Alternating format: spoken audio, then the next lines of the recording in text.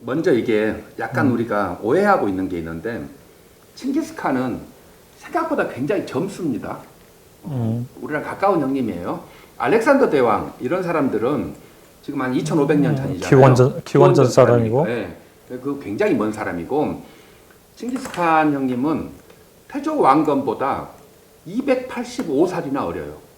태조 왕건이 고려를 그렇죠. 918년에 세우죠. 285살이나 어리다고. 거의 300살 가까이. 그러니까 칭기스칸은 800년 전 사람이라고 이제 우리는 봐야 되는 건데, 예, 그 칭기스칸 이야기를 썼어요. 중세의 이야기를. 그렇죠. 예, 썼어. 그리고 우리 지금 질문이 한국 문학이라고 할 수 있느냐.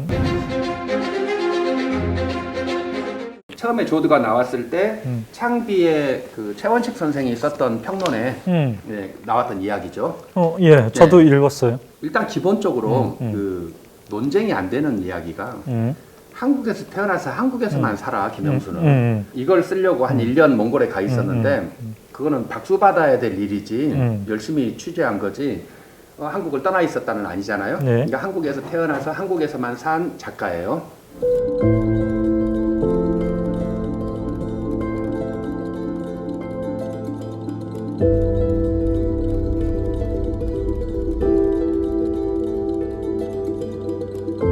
당연히 한국 소설 그 문학일 거고 두 번째 가장 중요한 건 한국 문학은 한국어로 쓰인 거죠. 네. 한국말로 쓰여 있어요. 이게 몽골어로 번역을 해야 되는데 여차저차해서 지금 앞부분만 신문 연재가 다 되고 여튼 한국말로 쓰인 소설. 그러면 지금 주인공이 혹은 저 장소 여기서 펼쳐지고 있는 세계가 지금 한국이 아니라는 건데 그런 거는 이제 그 조금 논해야 되는 게 환타지 소설 이런 것은 어떻게 해야 돼요? 그럼 영국 사람이 썼는데 무대가 환타지야. 그럼 영국 소설이 아닌가? 이건 좀 다른 문제잖아요. 네. 그래서 저는 뭐 당연히 한국 문학이라고 생각을 합니다. 네, 그래야 되는 거 아닐까요?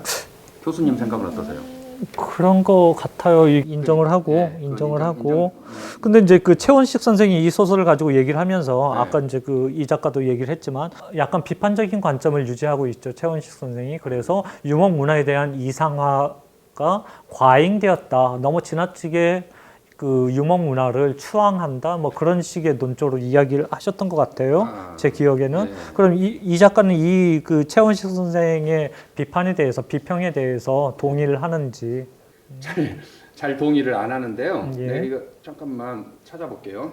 제가 자 이제 유목 문화에 대한 그 이상화, 너무 이상적으로 네. 그린 것이 과잉되었다라고 표현했는데 그런 경우는 굉장히 많습니다. 이 책에서뿐이 아니고 예전에 이제 문익환 기세춘 논쟁이라고 하는 게 있는데 거기에서도 유목이라고 하는 문명은 자체가 약탈을 기반으로 하고 있다. 그래서 약탈의 문명이다라고도 문화라고도 주장을 했었고요. 뭐 그런 경우들은 굉장히 많습니다. 그리고 칭기스칸을 전쟁 광인이 학살자니 이렇게 보는 경우는 뭐 이루 말할 수도 없는 그쵸? 거고요. 이제 그런 것과 조금은 이제 별개로 생각을 해야 되는 것이 여기서 작가가 밝히기로는 태무진의 생각, 이 사고, 그의 철학이 훗날 팍스 몽골리카라고 하는 제국이 가지고 있는 그때 띄었던 모양하고는 다르기 때문에 그 칭기스칸이 가졌던 세계관이 주는 의미가 있다. 나는 그것을 천착하려고 했다고 노력을 하는데 자, 요게 이제 첫 번째 답이 될 것 같고 두 번째는 뭐 루카치의 표현대로 위에 있는 지배자와 피지배자의 중간에 서가지고 중도의 눈으로 이걸 뭐 봐야 된다. 뭐 루카치의 역사소설론이고 그러잖아요. 저는 약간 그럴 수는 없다고 보고 작가의 관점이 들어가기 때문에 과잉이 되었는지 어떻는지 모르지만 그 이상화가 저는 있다고 봐요. 유목에 대해서 이런 표현들이에요. 왜 근데 그게 가능하냐 그러면 있는 거 그대로 읽어볼게요. 인간이 대지를 동물성으로 보는 경우와 식물성으로 아는 것은 전혀 다르다. 이 대지를 동물성으로 보느냐 식물성으로 보느냐는 전혀 다르다. 땅에 발을 디뎌야 자유로운 자와 공중에서 바람을 타고 사는 영혼의 차이. 질주하는 자의 눈에 보이는 세계는 고정된 틀이 존재하지 않는다. 그러죠. 띵뛰는 말에서는 매 순간 우주가 새롭게 구성된다. 이런 표현들을 쓰고 있는데 저 아바타 기억나죠? 예. 아바타에서 이크란 이런 새가 있어요. 새를 타고 하늘을 정말 막 그 첨단 기계들 속을 막 날아다닙니다. 말과 아니 새와 인간이 그렇게 그 아바타 인간들이 말을 탈 때도 마찬가지예요. 자기 머리카락을 이 귀에 꽂잖아요. 그러면 소통이 되는 거예요. 때리거나 뭐 하지 않아. 그냥 움직이죠. 말, 일체야. 이렇게 다니고 하는데 이런 사람들이 유목민들인 거고 우리는 이 세계를 고정된 것으로 보고 있는 정착민들이에요. 땅에 발을 딛고 사는 사람들. 저렇게 날아다니는 사람이 아니고 그렇기 때문에 세계를 전혀 다르게 봅니다. 아까 말했던 만리장성과 길 이런 것처럼 그랬을 때 이 정착만이 우리가 지금 거의 1000년, 1000년 살아왔기 때문에 그것만 옳다고 생각을 하는데 그 부분을 조금 걷어내 볼 필요가 있어요. 다시 처음부터 봐야 되는 거예요. 우리는 왜 세계사를 배우는데 동양사와 서양사를 배우냐고. 그렇잖아요. 우리 세계사 그렇게 배웠잖아. 학교 다닐 때 공부 안 했으니까 모르겠네. 나 잘했는데. 열심히 해가지고 하는데 세계사가 동양사와 서양사가 아니고요.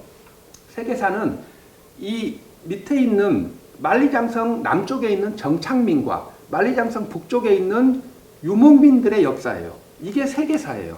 그러면 정착민의 사로 나눠지면 거기서 동양사와 서양사가 나눠지는 거지.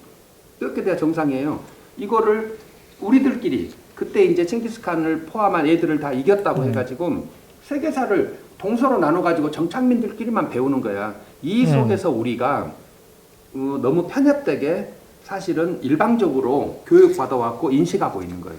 그러니까 심지어 여기 작가가 김영수 작가가 조들을 쓰면서 유목민을 이상화했다라고 하는 약간의 그 뭐가 보이더라도 저는 그런 부분 정도는 우리가 했던 폄훼에 비하면 정말 세 발의 피다라는 오히려 그런 생각으로 변명을 하고 싶어요. 근데 물론 그렇게 얘기를 할 수도 있는데 기본적으로 작가가 어떤 글을 쓰려면 그거에 대한 그 의식은 과잉의 수준에 다다라야지 글을 쓸 수 있는 거 아닌가? 그렇죠. 신문 기자가 아닌 이상 설명문을 쓰는 게 아닌 이상 요새 신문 기자들도 그래서 문제긴 하지만 그쵸? 매혹이잖아. 그렇죠. 일종의 발화점을 도달해야지 그게 이제 터져서 글이 나오는 것이지 어떤 그 수위 안에서 지글지글 한다고 해서 글이 나올 수는 없다라고 생각이 들고요. 아까 이제 징기스칸에 대한 이야기들, 그래서 이제 뭐 약탈자 얘기도 잠깐 이 작가가 했는데 동유럽이나 서아시아에서의 그 징기스칸에 대한 평가는 학살자 혹은 약탈자 그런 거잖아요. 그리고 이제 이쪽에서는 그 땅 따먹기의 1인자, 그 다음에 뭐 되게 아주 훌륭한 군사적 지도자 그렇게 평가를 하고 있는데 그 이 작가의 생각은 어때요?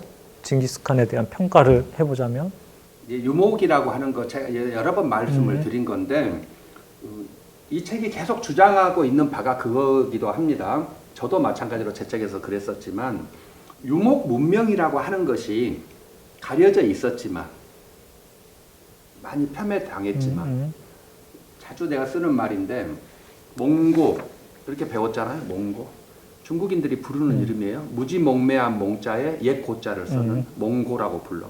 몽고를 가지고 자기들 비슷한 느낌으로 나쁜 말을 쓴 거예요. 흉노, 흉악한 노비, 예, 훈을 가지고 자기들은 훈인데 그거를 흉노라고 하면서 이렇게 쓰는 거예요. 이런 오해와 편견과 멸시를 당하면서 그쪽이 이렇게 살고 있는 거죠. 그런데 그들에게는 지난 수천 년을 정착민과 대결을 하면서 살아온 역사가 있고 문화가 있고 사상이 있고 그렇습니다.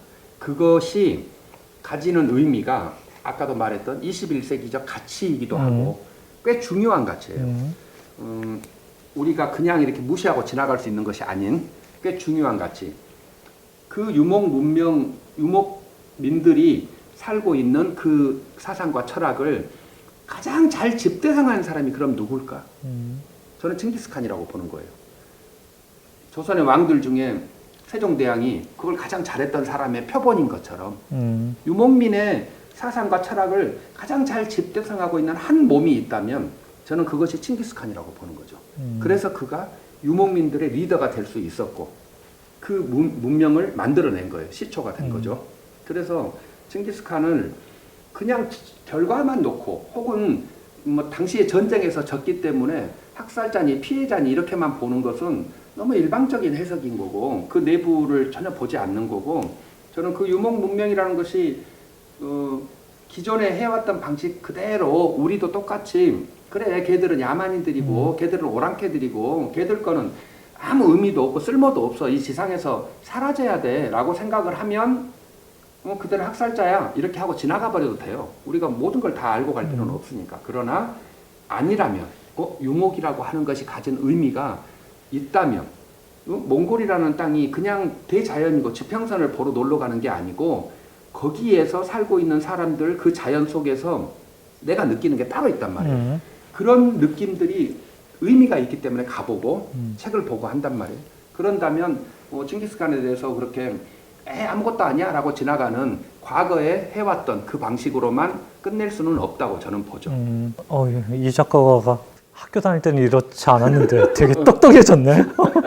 몽골을 몇 번이나 갔다 왔어요? 칭찬해 드리니까 어깨가 올라가네. 한 200번 됐나요? 200번? 150번쯤 됐나요? 이야, 많이 갔다 왔네.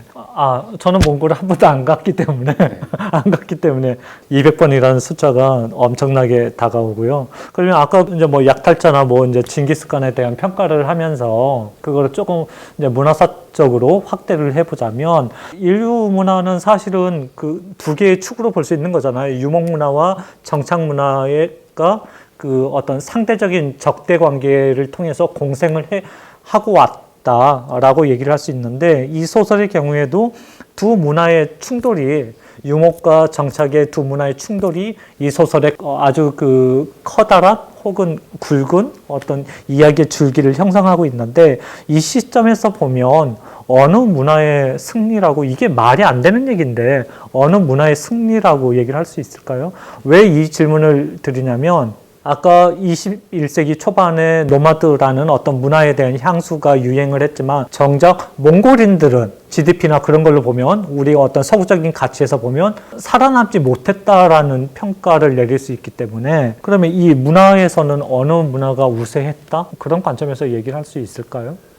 잣대가 여러 개니까 예를 들어서 이 지구의 절반 정도의 인구가 중국, 오지, 아프리카 많죠. 인도 북부 이런데 인구로 따지면 절반이 될 수도 있어요.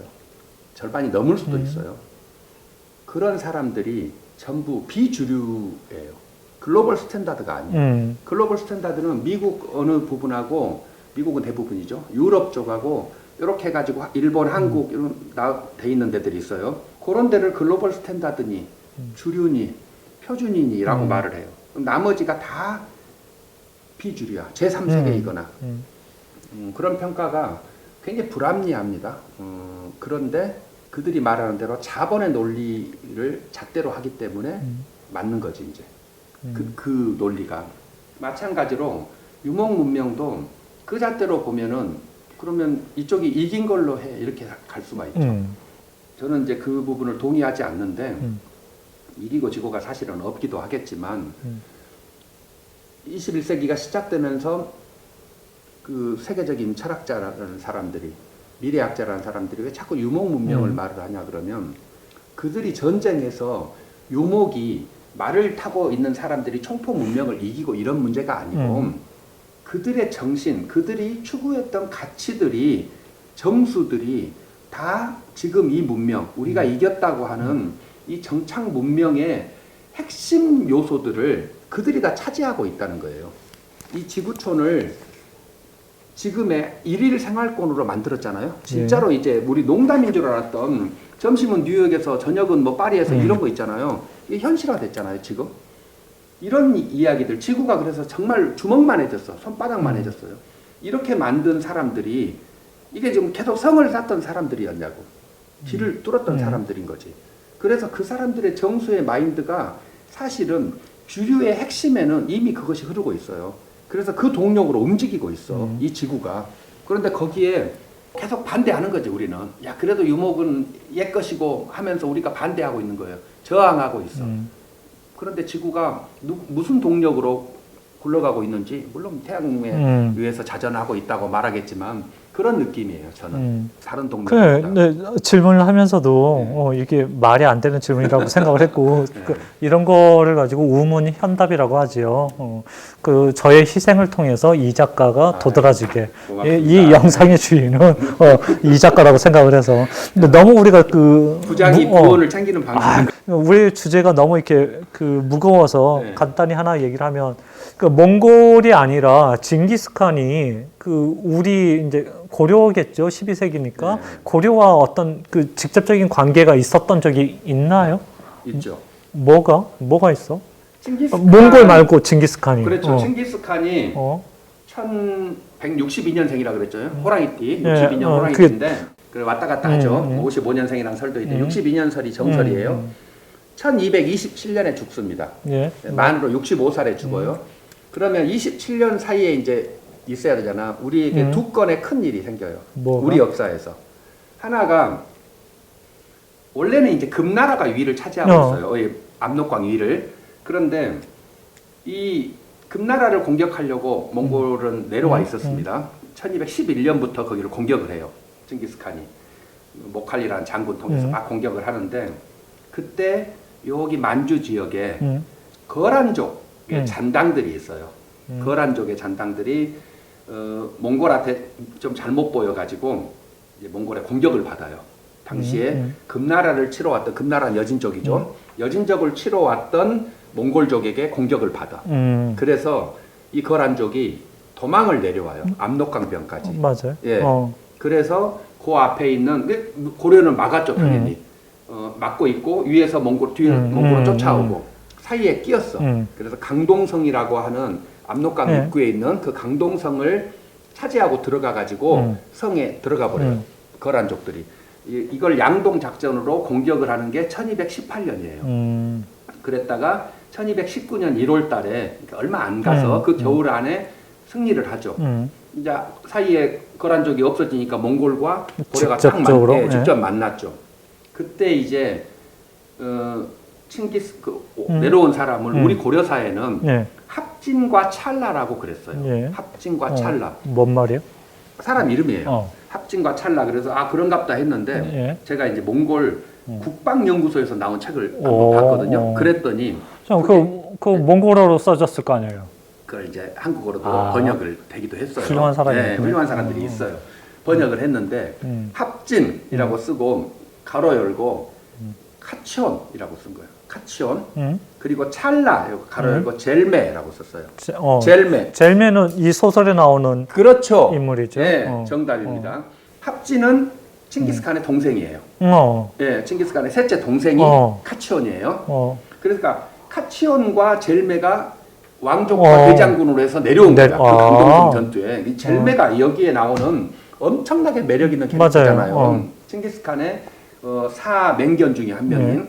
그랬는데 이 젤메와 동생인 카치온이 내려온 겁니다. 이쪽에서는 김치려 장군, 조충 장군 이런 사람이 올라가죠. 그래가지고 이겼다고 해가지고 이 큰 테이블에서 고기를 먹어. 술 한잔 했겠네. 술 한잔 하는데 저 사람들이 기분이 좋으니까 몽골 방식으로 칼로 이렇게 고기를 쫙 썰어가지고 푹 칼로 찍어서 이렇게 주고 그래.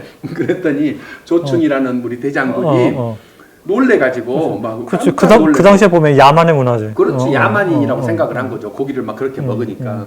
그러면서 형제의 맹약을 맺어요. 그게 이제 칭기스칸이 직접 온 건 아니고 그 바로 동생과 자기 오른팔, 왼팔인 젤메가 왔기 때문에 칭기스칸이 왔다고 봐야 되죠. 그러네. 네. 나는 개인적으로 접점이 징기스칸하고 우리나라는 접점이 없을 줄 알았어요. 그러네. 그들이 그렇죠. 왔었네. 또 하나가 이제 두 개 이야기하기로 했잖아요. 그때 이미 여기 형제의 맹약을 맺었어. 우리가 동생이야. 뭘 좀 주기로 했어요.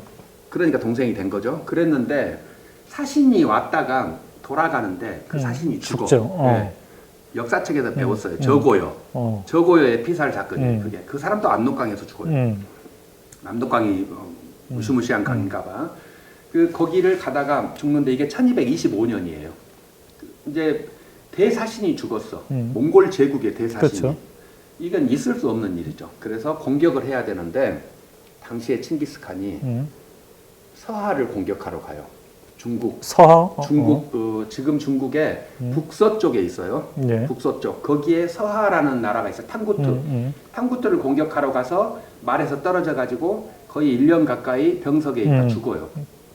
그 과정을 거치느라고 몽골족이 막 시끄러워. 그리고 다음 칸을 뽑는데 2년이 걸려.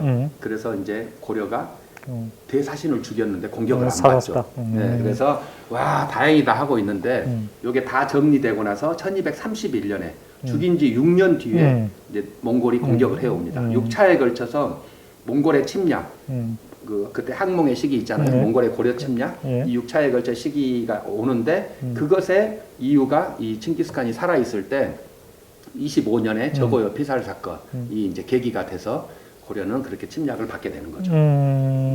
칭기스칸 살아있을 때는 그 두 가지 큰 일이 있었던 겁니다.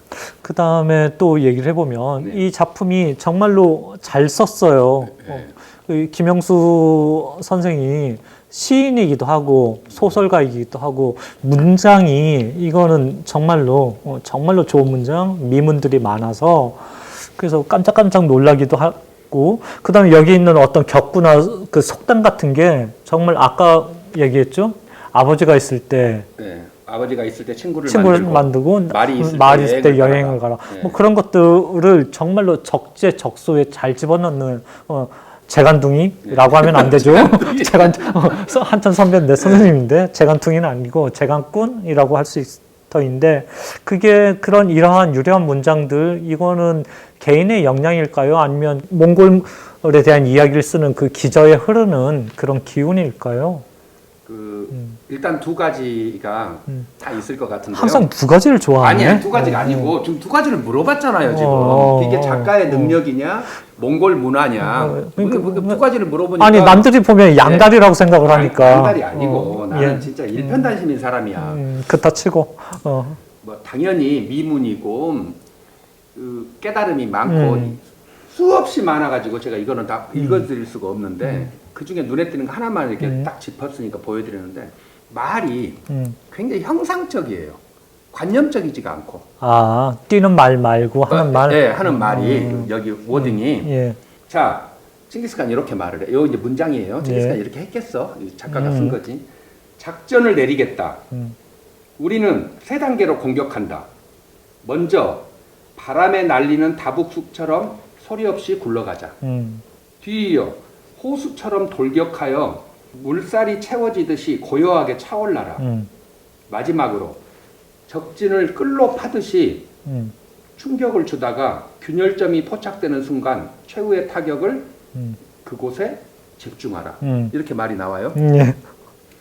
웃기죠? 아니, 나 환장하겠네. 네. 왜 그러냐면, 자, 징기스칸이 그렇게 얘기를 했다라는 거잖아요. 징기스칸의 어떤 표현력은 사실은 이 김영수 작가의 상상력에 의해서 이 대사가 만들어진 거잖아. 네.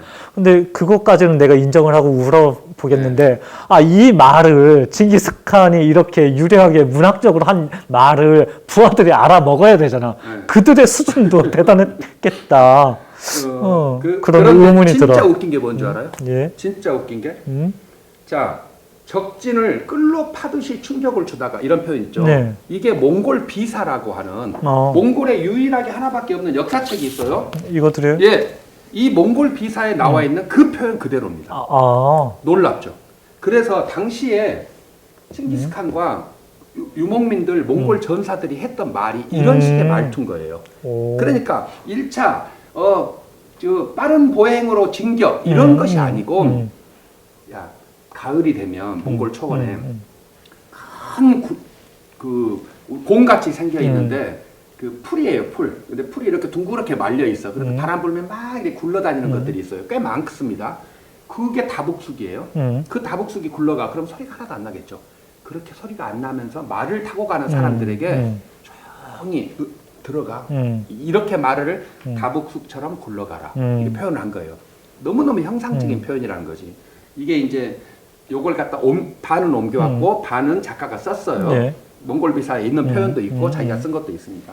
그래서 작가의 능력이 놀라운 거고 또 몽골 사람들의 표현력이 원래 그런 건데 아까 그 궁금하다고 한 게 그 사람들이 예를 들어서 낙천적이냐 이런 거 물어본 거잖아요.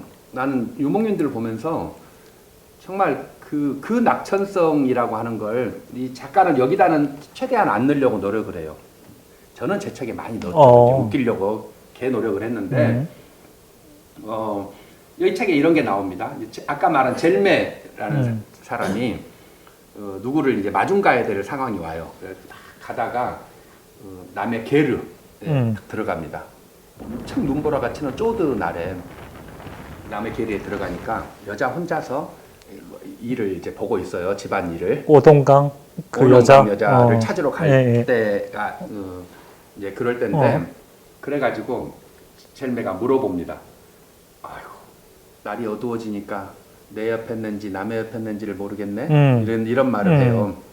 그러니까 그 여인이 그럼 한번 확인해 보시구려 이렇게 답을 한단 말이에요. 이거 19금아니에요?